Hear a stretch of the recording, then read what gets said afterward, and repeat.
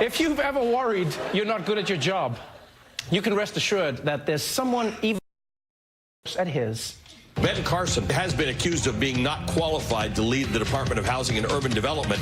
Today, he didn't help his cause. He confused a real estate term with a cookie. I'd also like you to get back to me, if you don't mind, to explain the disparity in REO rates. Do you know what an REO is? An Oreo? No, not an Oreo. An REO. REO. Real estate? What's the O stand for? The organization? Owned. Real estate owned. That's what happens when a property goes to foreclosure. We call it an REO. Oreos? I like how he wasn't confident as well. He reminded me of all of us in school. They were like, and what is the O? And he's like, oh, no. All right, after you get over how funny it is, and it is funny that he said Oreo, it's hard not to be really sad. Given what the topic was there. Joining us now is the member of the House Committee on Financial Services who had that apparently tough questioning of HUD Secretary Ben Carson, Democratic Congresswoman Katie Porter of California. Katie, thank you for being on the show. I thought you did a great job trying to get answers yesterday. You had questions about the numbers of foreclosures and the numbers of people who are being left homeless with terrible credit, their credit practically insurmountably ruined. And is it fair to say the man who heads the department in charge of these issues has no idea what he is doing?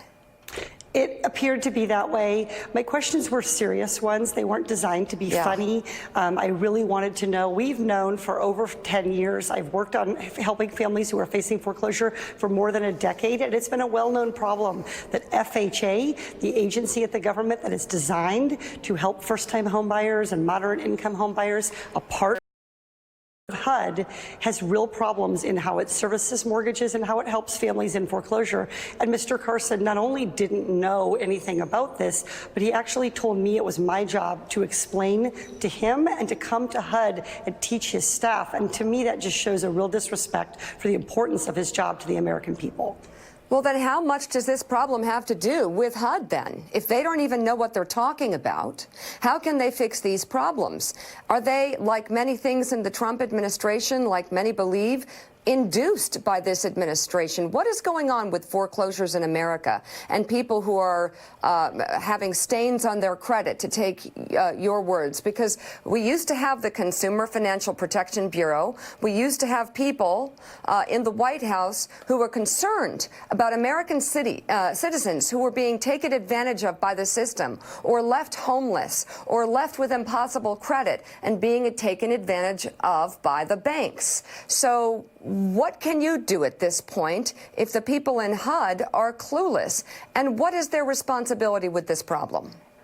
It's 100% their responsibility, specifically because I was asking about FHA loans, and that department is entirely housed within HUD. One of the things Mr. Carson did over and over yesterday is say, this is not my problem, this is Congress's problem. He did that at every opportunity. But the questions I asked him are squarely on him. They're squarely on HUD. They are longstanding problems. To be fair to Mr. Carson, they existed before he got into the position, but he has clearly done absolutely nothing to even learn about this problem, much less to address it. And the result is not only are families being put in foreclosure when we could have avoided it, lenders are paying higher costs, and the end result is taxpayer dollars are being misused, and we're ultimately reducing the supply of credit and the cost of credit to low-income homeowners. That's a problem that should concern every single American who wants to see this economy growing. Congresswoman, it's Willie Geist. It's good to have you on this morning. As you saw, late night comedians had fun with that clip. It went viral yesterday. People got a laugh out of it. I gathered, though, watching you in that room and hearing you this morning, you were not amused by the response you got from Secretary Carson. Is there anyone inside HUD, because that is an infuriating piece of video to watch, that someone with such an important job doesn't have a fundamental understanding of the elements of his job? Are there people at that organization that you take seriously? In other words, can you look over and past a guy who is in his position because he was flattering to the President of the United States over the last couple of years? Are there serious people there that you can talk to and negotiate with? I think the most serious person that we saw in HUD, Pam Pattenow, has already left the department. She didn't last very long. She was a real housing scholar and could have been very, very helpful on this issue. We're certainly going to ask for the acting director of FHA to provide some answers here. You know, Mr. Carson yesterday, when I got back to my office, he had a package of Oreos delivered to me. But what I want from Mr. Carson is answers for the American people. Yeah, he seemed to be reveling in this. He even tweeted out the package of Oreos as if it was a fun, light moment and not one that revealed his complete lack of understanding of his job.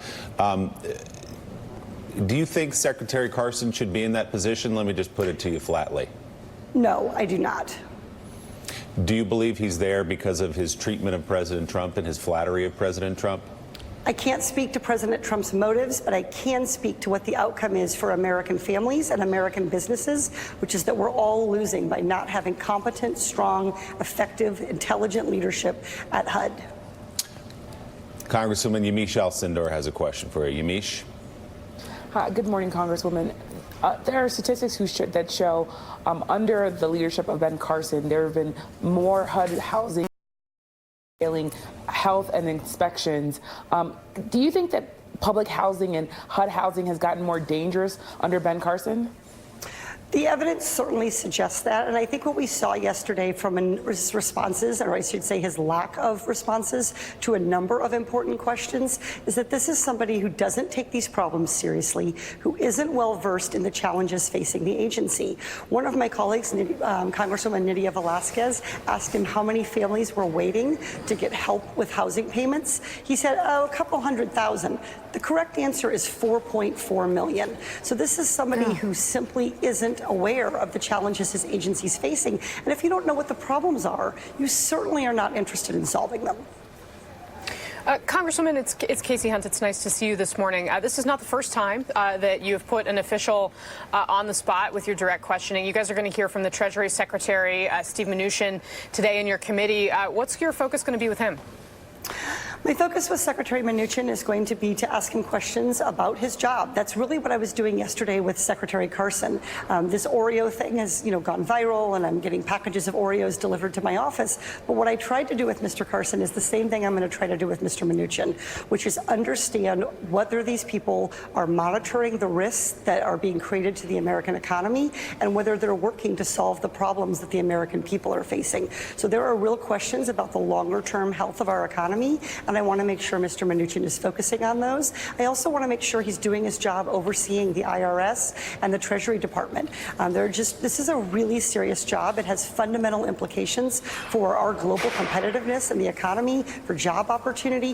None of this to me is a joke. These are real people with real responsibilities to Americans on the ground, and I came to Congress to fight for those Americans.